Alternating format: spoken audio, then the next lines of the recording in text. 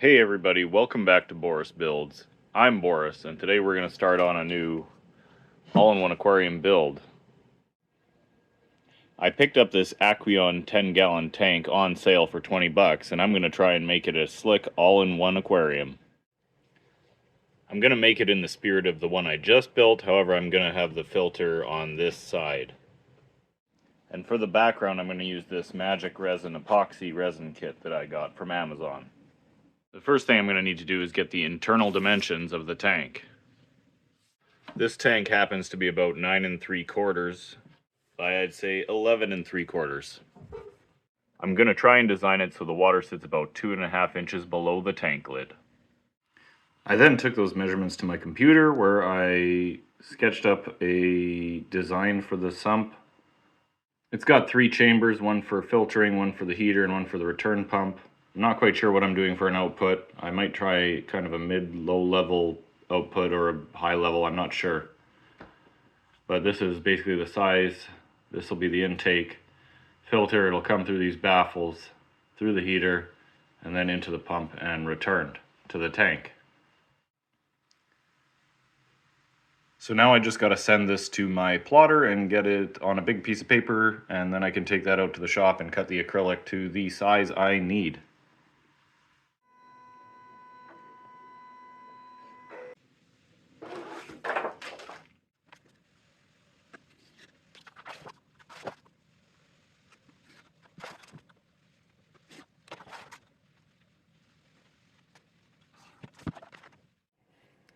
So I should be able to pull every dimension I need off of this plan, and it probably won't take me very long to cut out all the acrylic for this.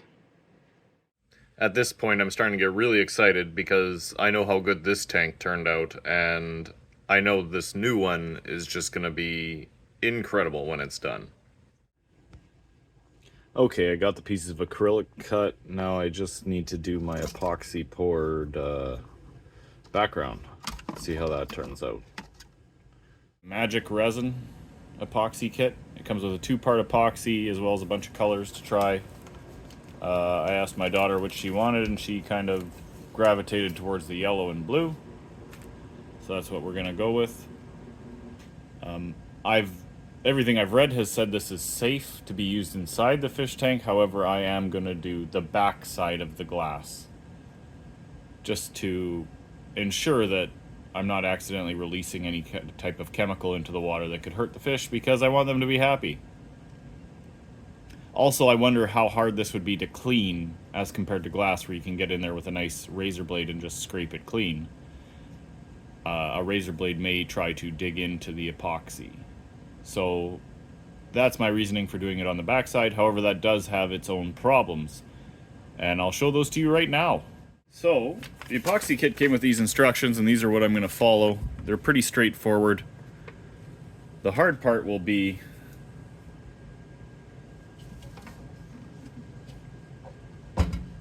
making sure that I don't leak over the edges. I'm going to have to put some sort of tape along the sides as well. I'm going to have to fill the gap here with a little silicone, I feel. There's a slight gap, and I would hate to have some epoxy get under and then down around the corner past the tape. I just think that would be a nightmare. Thinking about it further, I may actually just make a silicone dam on either side. This table is level, I'll make sure this is level, and then silicone and silicone. That should contain the epoxy pour into this section, and I think that would work. But there's only one way to find out. I've never tried this before. I've never worked with epoxy. I've seen messes made online, and I'm hoping to avoid some of those shortfalls myself. The glass has been cleaned, very clean. I'm gonna do the silicone, and then I'll clean the glass again, and then we will do the epoxy pour.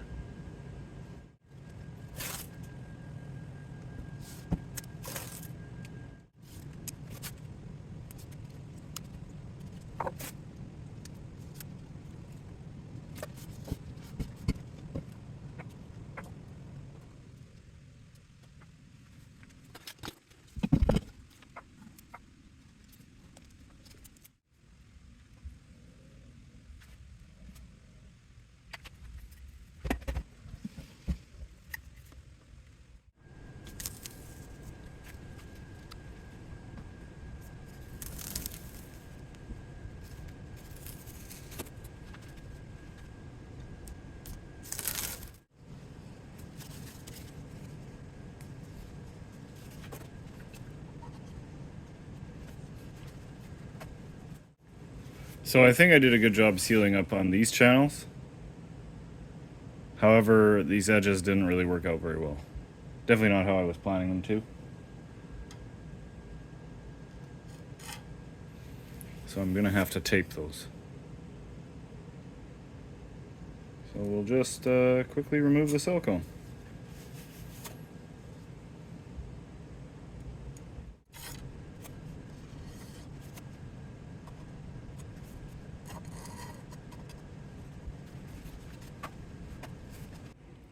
So I went and tried the edge again with no tape, and I got a pretty consistent bead that should kind of act as a dam.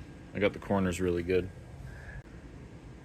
I'm not going with a very thick epoxy layer, so that should be fine.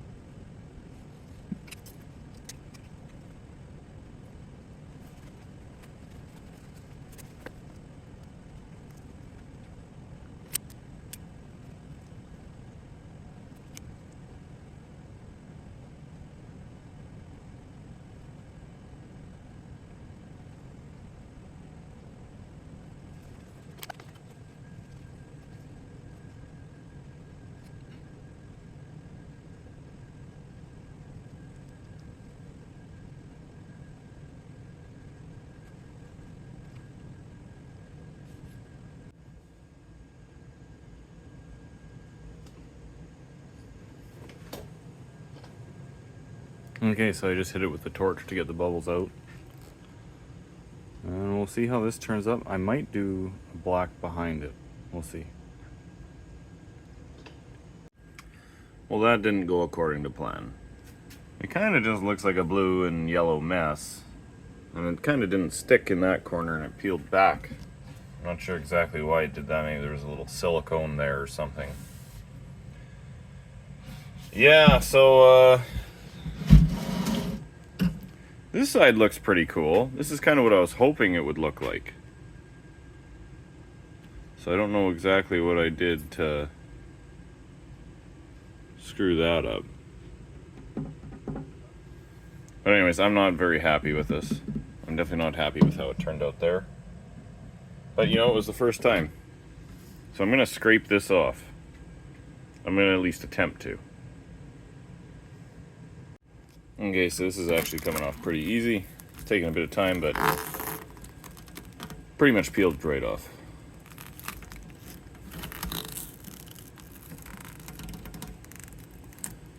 I'm gonna have to figure something out. I might just paint it, or potentially I might just try gold. I don't know. It just didn't turn out the way I envisioned it, so that's why I turfed it. I'll scrape off the last little bits that are stuck here. And we'll either try again or I'll just paint it.